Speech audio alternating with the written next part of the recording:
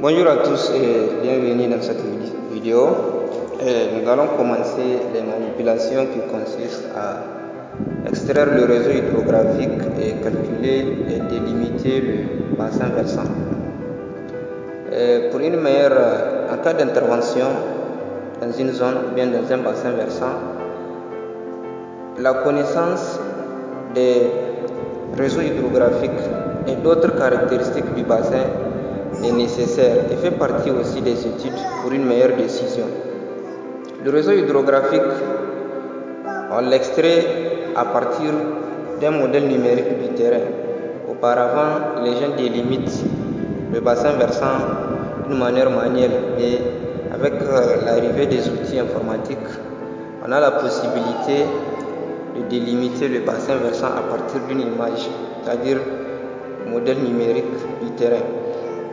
Nous allons ajouter notre image, notre modèle numérique du terrain à partir duquel on va essayer d'extraire notre réseau hydrographique.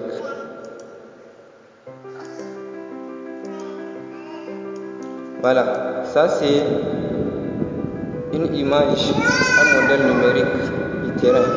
Mais en cas d'étude, par exemple, notre zone d'étude ou bien notre bassin ne constitue pas l'ensemble ou bien l'intégralité de ce modèle numérique, et on a besoin de travailler sur une portion. D'accord. Pour cet exercice, on a créé une zone tampon ou bien je sais pas, une zone à partir de laquelle on va extraire un modèle numérique du terrain, et à partir de ça on va extraire le réseau, puis délimiter dans cette zone les bassins versants qui existent en fonction de l'exutoire. On va ajouter notre zone.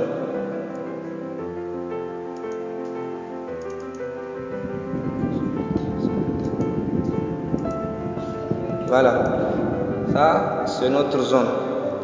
On va changer les caractéristiques.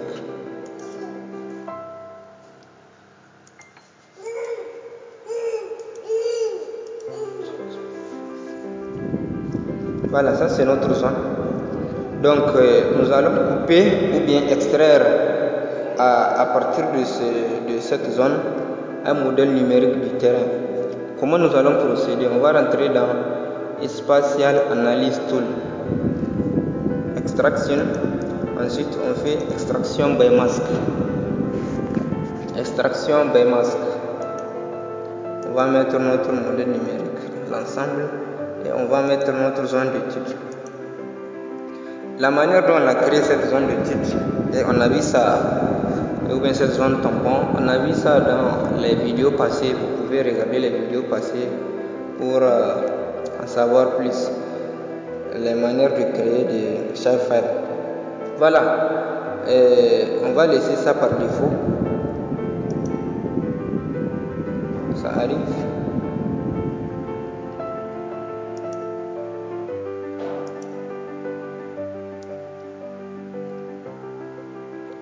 Et voilà, c'est créé. Donc à partir d'ici, on va extraire le grand modèle numérique du terrain. Le grand modèle numérique du terrain. Voilà. Donc, vous voyez ici, déjà à partir de ou bien sur l'image, on a une idée sur le réseau hydrographique, mais on n'en a pas d'une manière précise, et on ne peut pas se dire on va digitaliser et déterminer le bassin. Ça peut se faire, mais d'une manière manuelle, et ça rejoint toujours l'ancienne méthode. Mais la nouvelle méthode, ou bien la méthode un peu précise, consiste à générer d'une manière automatique. Comment on va procéder? D'abord, pour extraire le réseau hydrographique, la première étape consiste à ce qu'on appelle les fils. C'est quoi les fils? C'est combler les trous, bien les points, les puits. C'est-à-dire, dans dans le réseau, c'est pourrait qu'il y a des points bas. Et ces points bas là, à côté de ces points bas, il n'y a pas d'autres points bas pour que ça puisse calculer et préciser et dire que ça c'est une pente ou bien un puits. Donc on va combler ces trous là. Comment on va combler ces trous là? On va rentrer dans spécial analyse, on va rentrer dans hydrologie et fil. Les fils, on a dit, ça consiste à combler les trous, bien les puits. Donc input surface rasta, on met notre modèle numérique du terrain.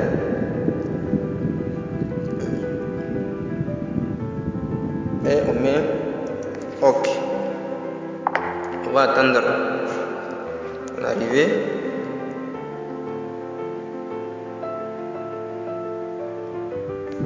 Voilà, le dossier fil est venu. C'est presque les caractéristiques. On va ouvrir les paramètres, voir les caractéristiques un peu.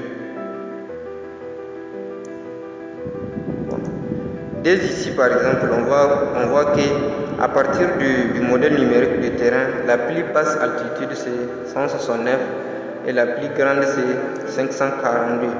Et lorsqu'on a comblé les trous, on va voir que la plus basse altitude est de 175 et la plus grande est 542. Vous voyez? Donc, c'est à partir de ces fils, de ce fichier ou bien de cette couche fil là, on va procéder ou bien entamer les prochaines étapes qui consistent à générer le réseau hydrographique de l'ensemble de ce modèle numérique du terrain, et on choisit en fonction d'un exitoire, le bassin versant qui nous intéresse. Et dès qu'on choisit l'exitoire, le bassin versant qui nous intéresse, on va délimiter le bassin d'une manière automatique et ensuite calculer d'autres caractéristiques. On va s'arrêter là dans cette leçon. On va procéder dans les prochaines vidéos, pas que la vidéo soit un peu longue. Donc abonnez à la chaîne, activez les cloches de notification pour être informé de la suite. Merci beaucoup, merci beaucoup, merci beaucoup.